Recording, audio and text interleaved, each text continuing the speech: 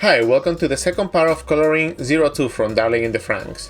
At this point, I have given a lot of thought about my facial expression of 02. And I was not happy with it, and I knew that I'll have to come back to this point. After bringing the illustration to that point, I know I have to go back to the specific areas that are bothering me, and the face was one.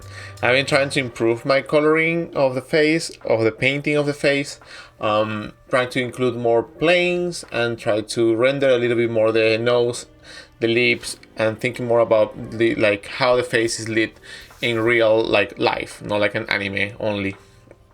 So I went and I've searched for some references of beautiful faces, and I found something that was pretty much to what I wanted. So I used certain parts of the reference and then other parts for other references. Like the mouth is a different reference for what I have. And I'm looking at the references, but I'm not actually copying what I see exactly. I just want the main lines for the lips and the mouth. I think the mouth was the one giving me more trouble, and because I needed to have that sensation that she's opened her mouth and it looks fine. And it looks more realistic, so just get your reference and see the reference, see where you can learn. It becomes a study as well. You're doing a study and then you're improving your illustrations, so I think it works well. And I'm rendering more. I'm thinking about blue, a blue color from the top you feel nice, because I'm trying to avoid going to a highlight of the same color as the local color. If it's red, and I usually go to yellow, but what if you go to blue, and how that will affect the whole colors and lighting of the character. That's my area where I'm looking to improve, is to color the character in different lighting situations and in different moods. I think that's something that is really important to practice and to have if you want to convey a little bit more than just a poster with beautiful girls. You have to probably bring more context and try to push yourself a little bit further with that. And with that in mind, I render the face. I think it looked way better than what I had before, which made me made me happy. But I still know that this face needs more work. Not only the face, but the hair around her is not flowing well. Sometimes you draw certain lines and the lines suggest something, but does it make sense with the other areas of the drawing? For example, if there's a hair going behind the character, does it match the same lines? Does it match the drawing that you're doing? It is that tricking the eye to believe that something is behind something, right? And those are what I was trying to make and fix. And the hair, maybe how it will behave, the hair. That's what I was thinking. How the hair will be behaving there. It's not like I'm painting already the drawing. And maybe a darker tone will pop up a little bit more the face. And I think about the playing. I start actually redrawing the hair in my head. Okay, this part of the hair flows, this section flows this way, and it must connect to this other area. So I start fixing all those things that were bothering me, and that if you think about those things, your illustration is gonna go way further. Because I'm at this point in the illustration where I have plenty of colors, I can just add some highlights and I feel it's done. But if I really want the illustration to be more polished, I have to spend more time thinking about lighting. Is this area lighting this way? This surface, how much light will be receiving, and if there is any bouncing lights I can reflect around. How that blue is reflecting. I like what I did with that blue in the torso, and now I got different ideas now. Something that I was doing at the beginning was to have two sections. The upper section is blue and the lower section is more yellow or more warm, and the top will be cool. I also tried that blue highlight, shiny. I'm trying to give that glossy material effect to what she's wearing, to her suit. And I need to practice this more. It looks fine and well, but I'm looking for a little bit more of realistic. I wanted actually to have this in a more realistic light, especially the pants. I wanted to make it feel like latex, so I need practice on that. It looks shiny and everything, but I know it can be better. So that's one of the things I must improve later on. I want to try to do like a study of those. And then I start introducing other lights. I have my red, and I need to start bringing those bouncing lights, those blue lights. I think it gives a lot of form when you introduce those colors in the shadow areas or even in the lighter planes.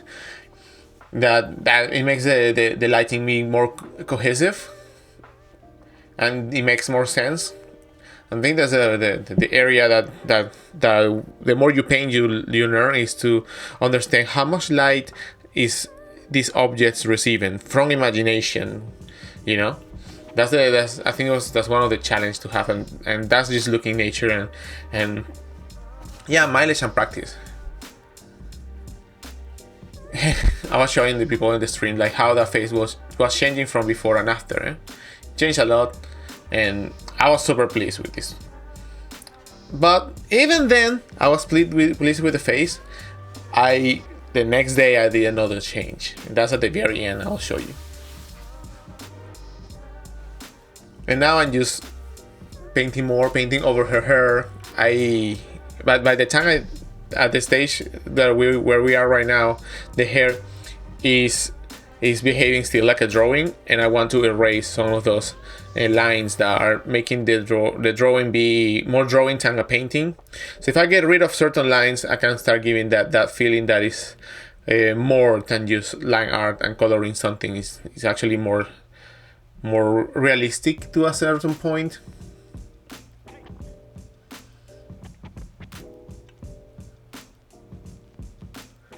Also think that material from her that she has in the back is more shiny, is more metallic. So I'm looking for that, and I'll get the effect later on when I do some lighting effects and everything. Also correcting the thickness of the surface, adding some blue lights, mostly light. I think I might be a little bit too daring with these light choices. You know, I was like, does the blue light make sense? And for me that's something difficult. I have a certain idea, but sometimes I just paint different areas, and I don't have a completely solid lighting source, and that would be the secondary light source, like blue lights or bouncing lights. Sometimes I have them, but when I'm trying different colors, I have to see what can work. You have to test a lot, and that's what I did throughout the whole illustration, just testing how other colors will work, where I will normally use the same color but in a darker tone or in a darker value. As you guys saw, I had to correct my first video. Values is black and white, and tones is color. I made a mistake, so I corrected. I decided to go back to the lower part. I work a lot in the head, I work around the butt. Now I need to work more on that. Shoe, high heel, material, lighting, all of that stuff.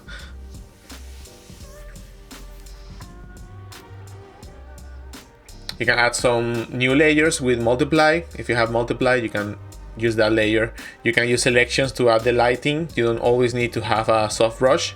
That's something that is really useful, to use the soft brush, but at the same time, if you have the selection, you can create more sharp edges, and you can go faster, and it has like a more subtle gradient distribution, you know?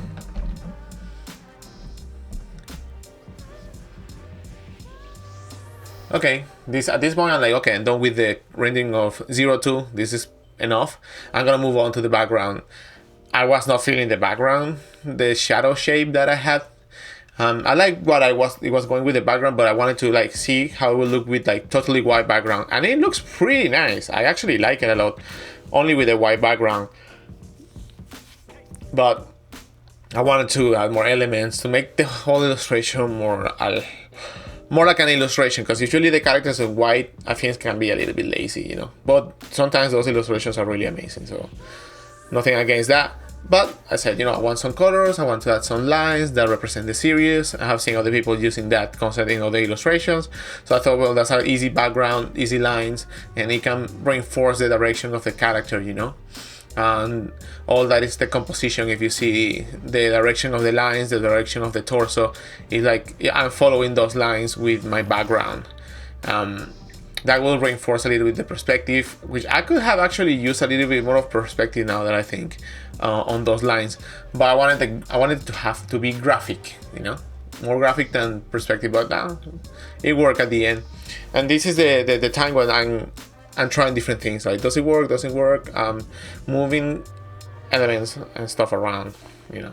It's like for background can be so hard because you have so many options you can do for the background. You can have black background, red background textures. You have a building. You can have a background with things happening. So it can be really challenging to decide what is the point you want to make, or how far you are willing to work with illustration, and how much of a poster or as an illustration with a real situation it is.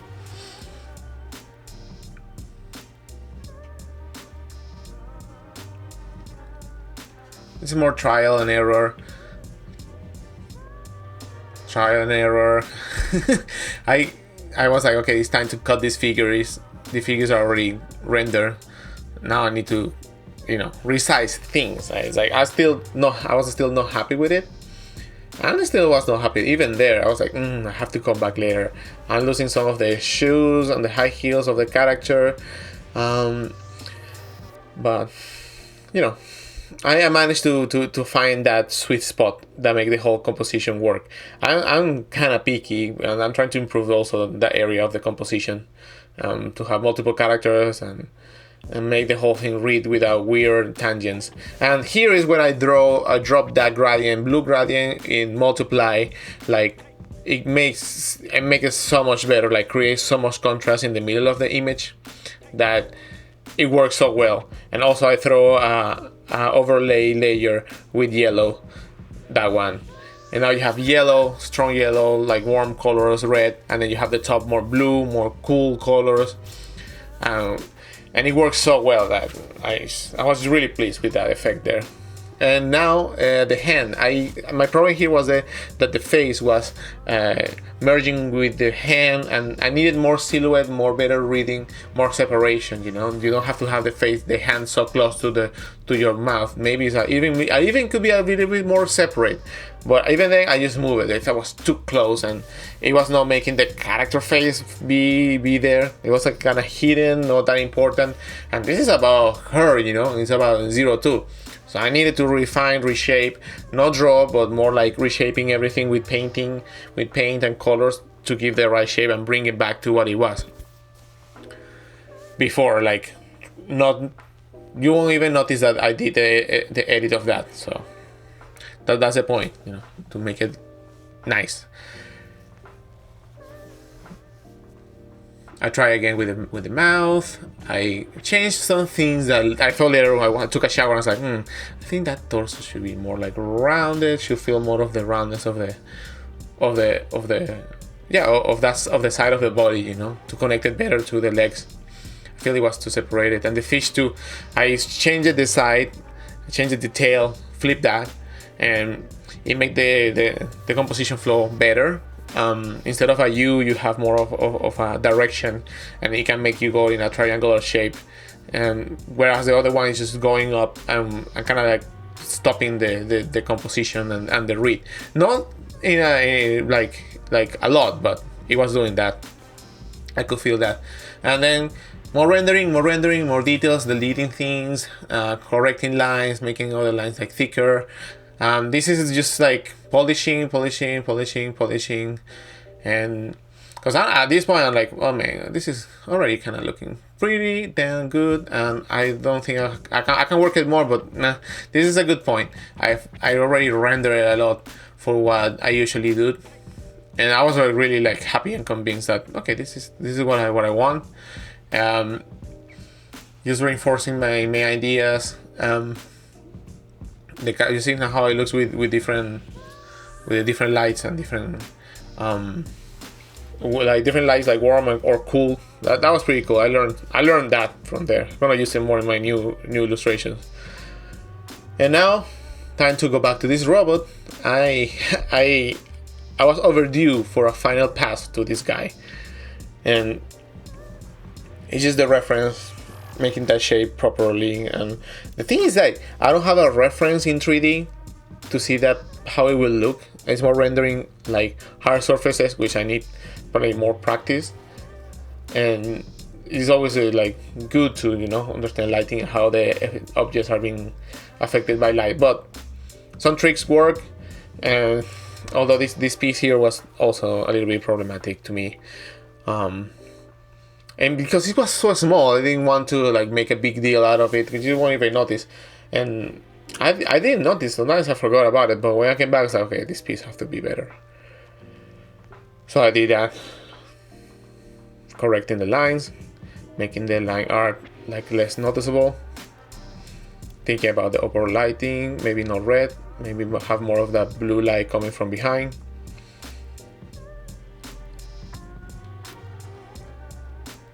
Getting rid of some lines, adding some more render to the tiny bits that the final touches, making sure the bevels, the way they read, the corners, the edges have that, those edges that make the things to look more three-dimensional. Now the final touch, the fish is stressed. He doesn't know where he's gonna go now. Is this a trap? I think I'm done. Goodbye, guys. It was good to know you. 02, the horns. You have to sharp those horns. Draw more of the line art for these chibis. The character doesn't have that many outlines, the 02, but the other characters, the chibi ones, I decided to add more line art because they're more graphic. And I did that with her too. Around the hair, I did the same. And this is where I took the decision, you know what, this is not working. I'm tired of this.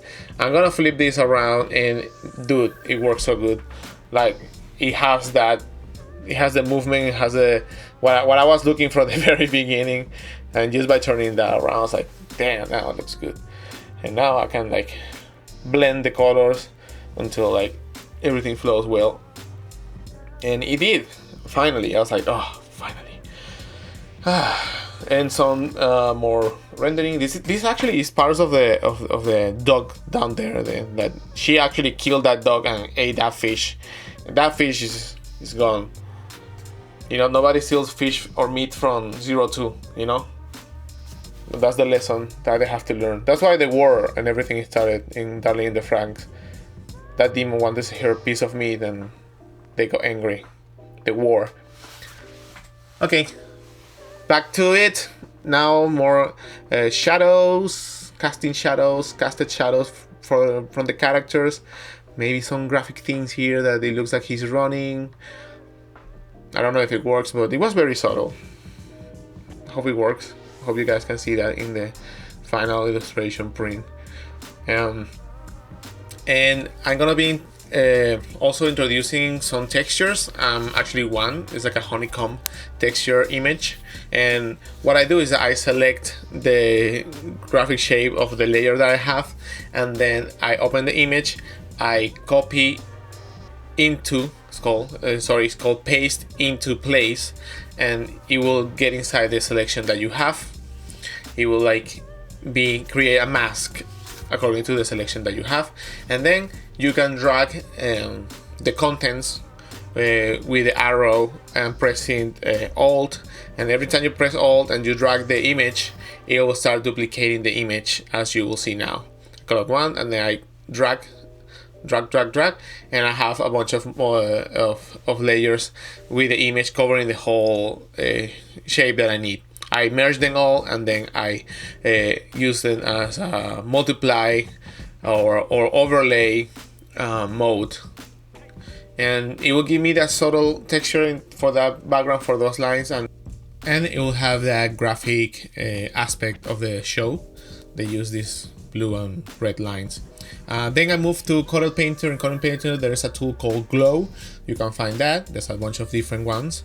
You can find Glow, and then with your image merged completely, you can select a dark tone or a light tone, and then you can create these glows that create this ambience lighting. I like to use this a lot. I've been using this for like whole my career, and this is the final touch. I don't want to overextend too much with this because I used to do that in the past, but now I'm just selecting the areas that I think are good touch that are really subtle, not completely contrasty. Okay, and this is the last part of the illustration. I would like to thank everybody on Patreon who has been supporting me so much for the last 3 years, and I want to mention my top Patreons: Scary Zerum, Tony Stark, Kai Jun, and Riot Control, and many more who have been supporting me for a long time. Shout out to them. Thank you for your support. I hope you have learned a few things here. I'm trying this new way of painting if you compare it to the other ones that I've been using, and I'm looking to implement other coloring styles, techniques in the future to improve my work and to improve my coloring. That's what I'm focusing right now, and I hope you guys actually enjoy this illustration as much as I did. I'll be having this as a print on my Etsy store and also in the upcoming conventions of this year. I hope you guys learn something. If you have any questions, please let me know, and I will try to make another video for you guys very soon for the next month, mostly basic tutorial, and that's it. Thank you for everybody on Twitch that also spent a lot of time with me doing these illustrations. I'm very thankful, and thank you very much, and see you next time. Thank you for your support, guys. I love you.